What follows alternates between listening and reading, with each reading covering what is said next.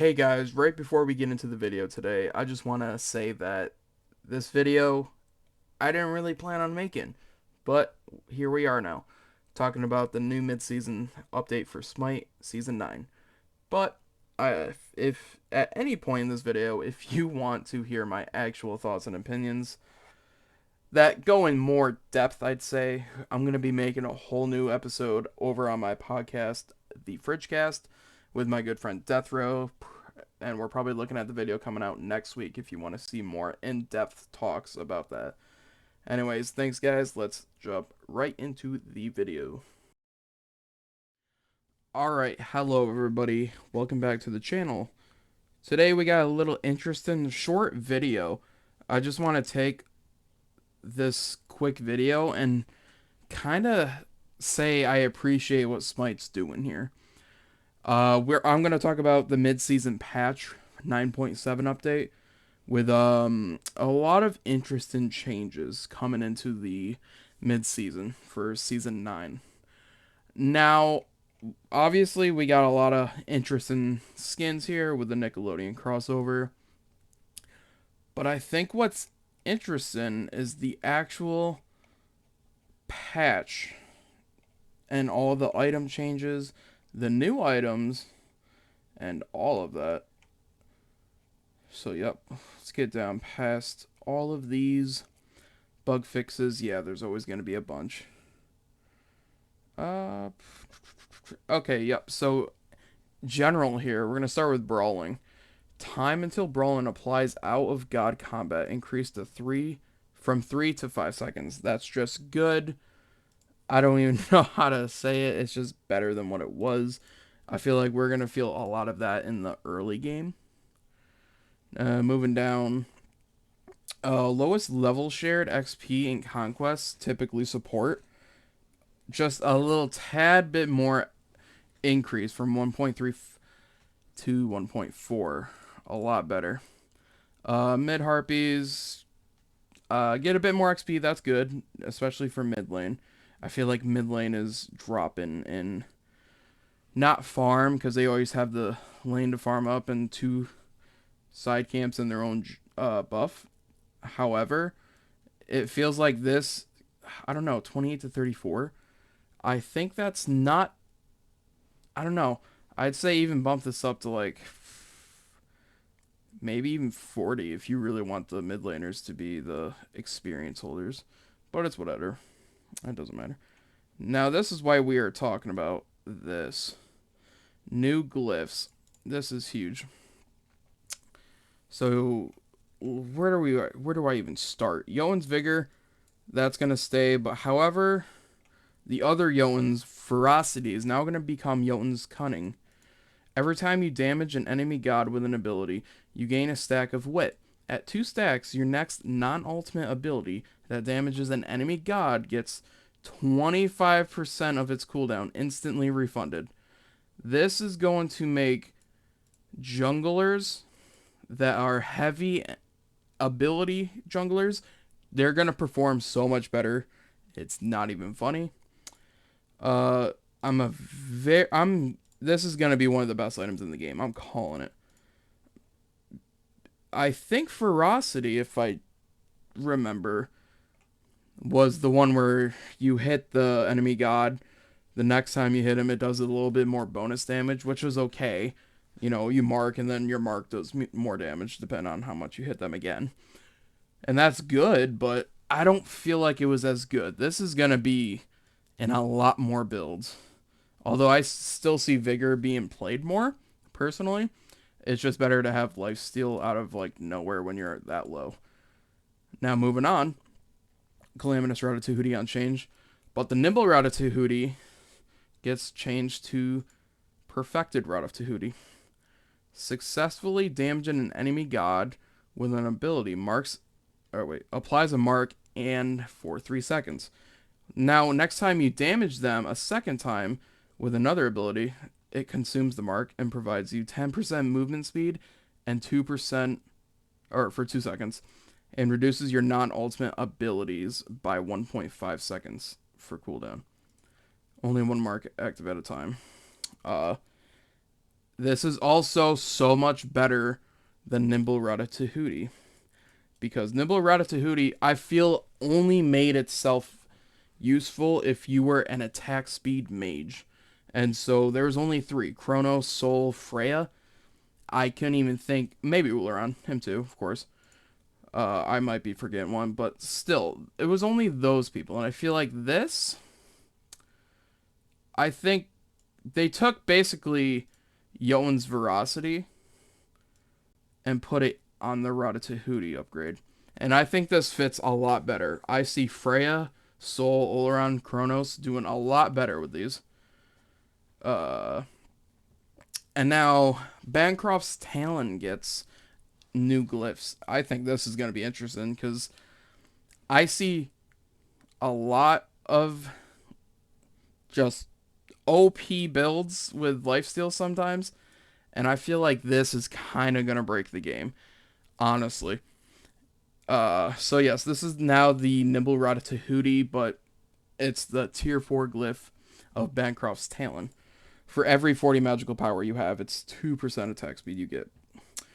I think this is going to be amazing again. I think Mage ADCs are going to make a big comeback in the midseason. I'm calling it so hard. Bancroft's Claw, this one's interesting to say the least. Every 15 seconds, gain a stack of Hunger. You get 3 stacks.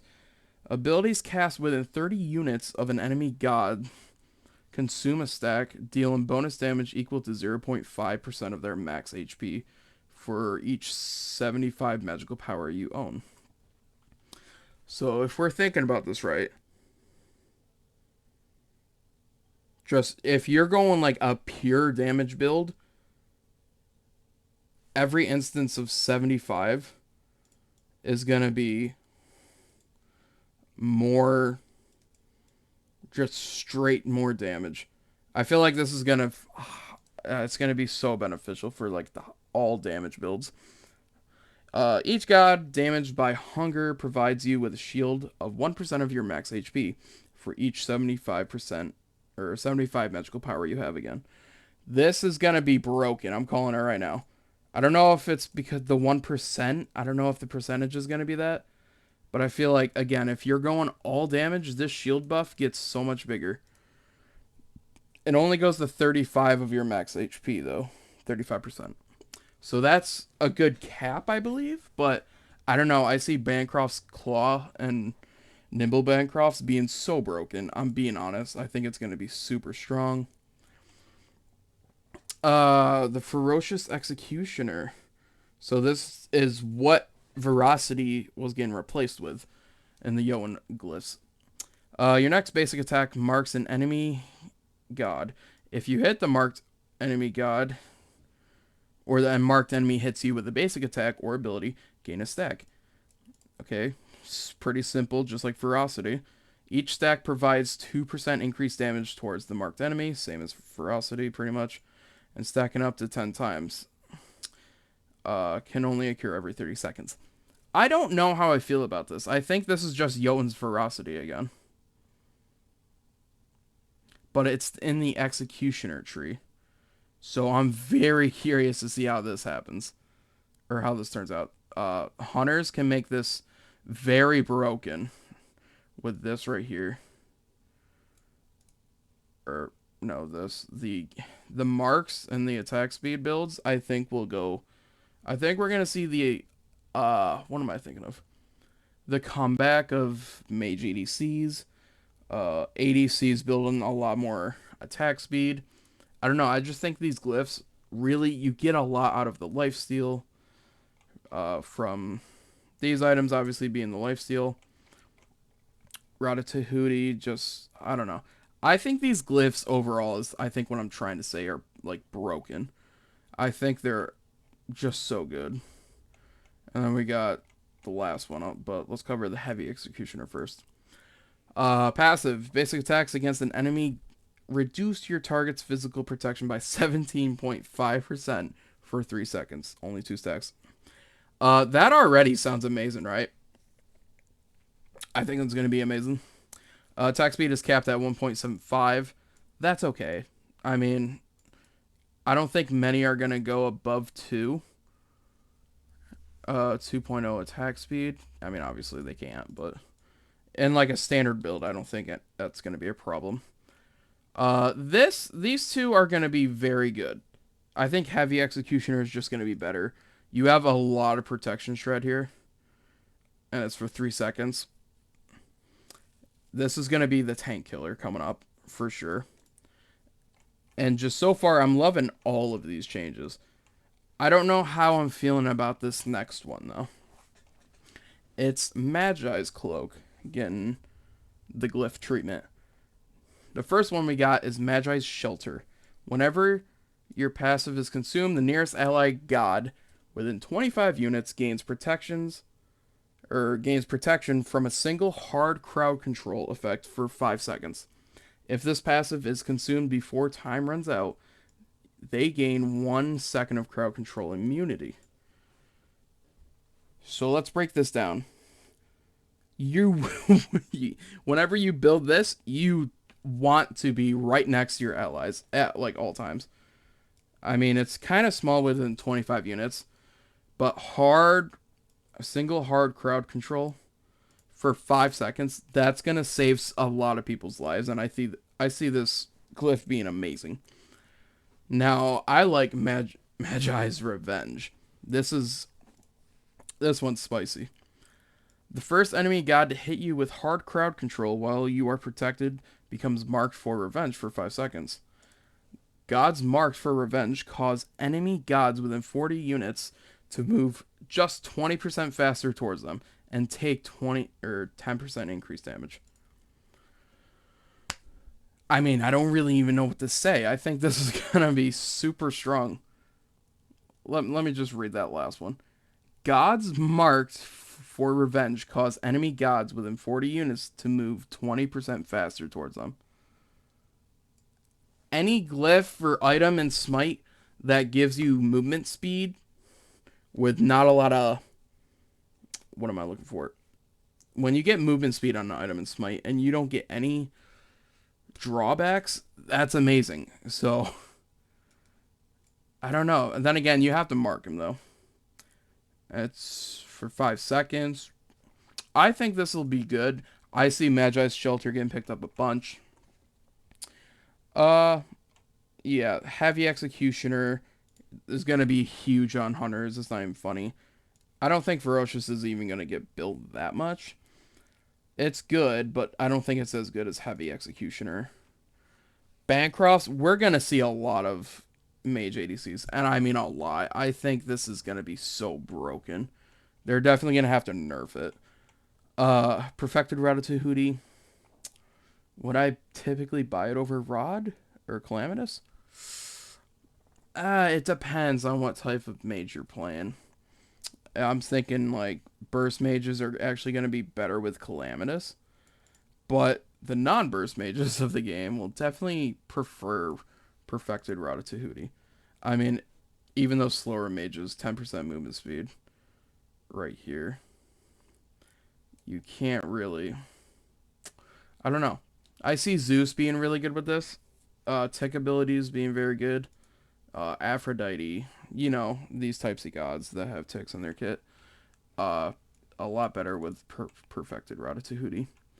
And like I said at the beginning, Jotun's Cunning, so much better. This is going to be my go-to in the jungle, most likely. But yeah, that's basically all I wanted to cover. Just a small update for Smite. Well, it's a big update, to be fair. But I just wanted to go over my favorite part, which is glyphs. I think they got to do more of these in the future. I think tier 4 items, as far as I'm aware, have been the most impactful since Season 9 happened. And I think if we continue going forward with like good changes like this, it's going to make the game really fun.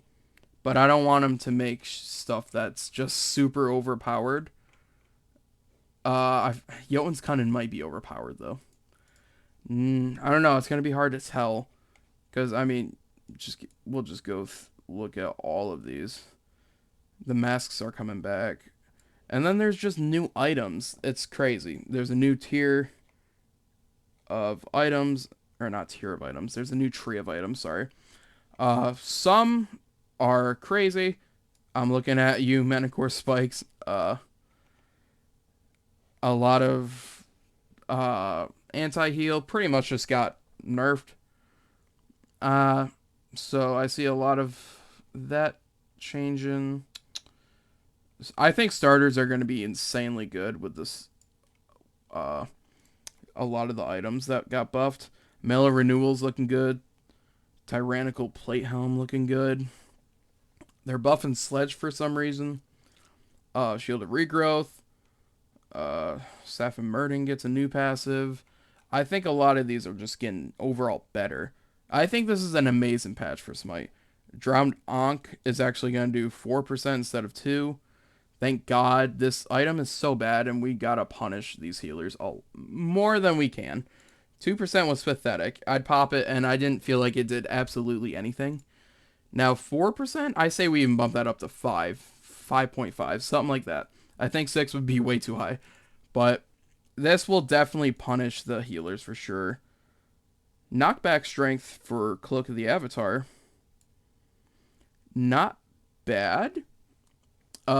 It's hard to calculate that, but essentially you'll be going up more when you get pushed by it, and further as far as I'm aware.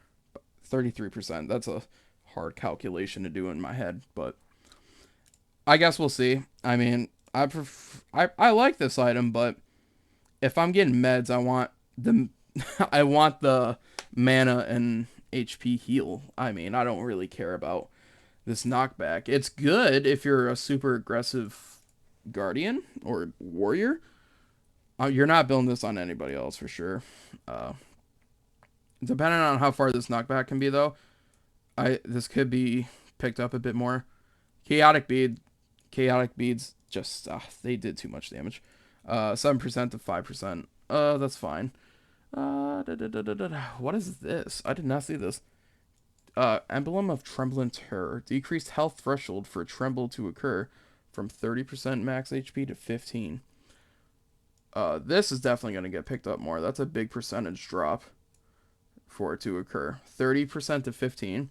We're going to see a lot more people pick up Tremble on Horrific Emblem. I don't think it's going to be picked up more than it already is, but people will have more incentive to go this upgrade in the Relic. Sunder and Blast. It's a bit stronger. I like that. Sunder is so interesting that now that it has 2 charges, but I don't think it's made that much of a difference because pretty much I'm using 2 at once to really go all in on someone. Thorns. Increase radius of passive. That's amazing. I'm a Thorns lover. I love running it, but sadly it's not the best relic, so I don't build it often. Diminishing returns. That's a whole different discussion. Aquan gets buffed. That's good. But yeah. Cerberus, Cupid, Discordia, all these other gods, of course, getting changed. Nike, Pele, Hercules, Serket. Serket's interesting. They've been buffing Serket like crazy. Increased damage mitigations from 35 to 50. Ooh, oof. Deathbane, just every hit's doing like 20% more. Not 20%, 20 more. Or so, around something like that. I think Serket's going to be broken going forward. Airy Shackles now does 40% extra damage to jungle monsters. That's helpful. Same thing with all of these abilities. They're pretty much the same. Chang'e, interestingly enough, it gets a buff to like all of her base stats. Total health, increased base HP, increased base HP per level. I guess nobody really likes to play her as a battle mage, apparently. Chang'e is a guy that plays as a battle mage, similar to Zhang Kuei or Hades. Her base stats did not reflect this playstyle until now. I mean, I sort of agree. Chang'e would actually be the type of Aphrodite shadow character. Like, she'd be in the background doing AoE heals. But, I mean, if you know how to use Chang'e, she's broken. She has an immunity. Beads in her kit. Mjolnir does more damage on their turn swing than minions. That's fine. Not new non-conquest balance. This is hard for me to understand a little. Apparently, they're splitting up the balance from conquest and every other game mode. So every other game mode will be in this general blanket of changes. Like here, Upwash we use for our first example here in Artemis. So this is other modes other than conquest, as far as I understand it. He's doing 5% less to damage other gods, 10% damage taken away from doing damage to minions, all this stuff.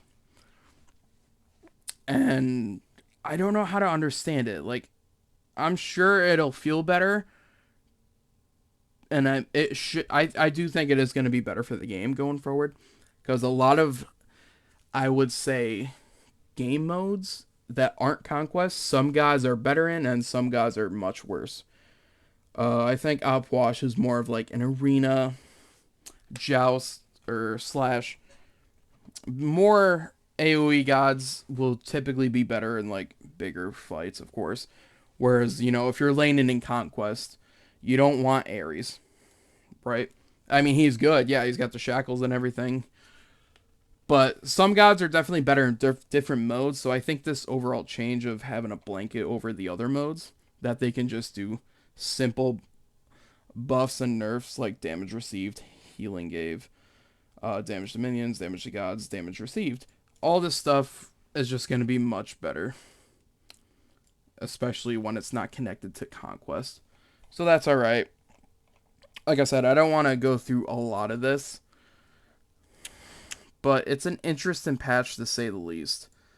And typically I'm not a fan of these crossover events or battle passes, but some are good and some aren't bad. I think it was bad when they were trying to do certain battle passes, like they just felt like they were rushed, in my opinion. Or I don't know, it's just I have a weird thing about it, but some I like, some I don't. It's looking like I'm gonna like these. I love Nickelodeon, grew up with it, of course. I really want to see how the Danny Phantom Giannis skin comes out. Invader Zim Cupid. I'm a big Cupid guy, so I'm gonna be playing that. But yeah, skins are good for the patch. I really like this Charybdis skin, which is funny because I do not like Charybdis as a god, but that's okay. Everything though is very interesting in this patch, and I think I had to make a video about this because I think this, like I said, will shake up a lot of the meta. Most likely, I see tanks coming into the game a bit more. Again, these tier 4s I think are very strong. This is going to be broken. Like I said multiple times in this video, Mage ADCs are going to make an amazing comeback. I'm calling it. You're going to see so many more Souls, Ularons, any god that can use lifesteal very good, but especially with the Bancroft's Claw. Jesus, that's so good. But yeah, a lot of these mass comeback as starters, I don't really care. They're masks. If you want to get out of the traditional starter, then sure, go ahead. But it's not my thing, so I'm just gonna skip over it, and I'll talk about it in a later video. As far as the new items, I don't have an opinion yet. I read them. I think some sound interesting. Griffin wing earrings. Sounds pretty strong, but I know it's already super polarizing. Sphinx, these items just look broken, but I'm excited to see how they turn out in the next mid-season update. Anyways, this is just a quick video because these changes are very interesting to me. But anyways, have a good day, guys. Peace.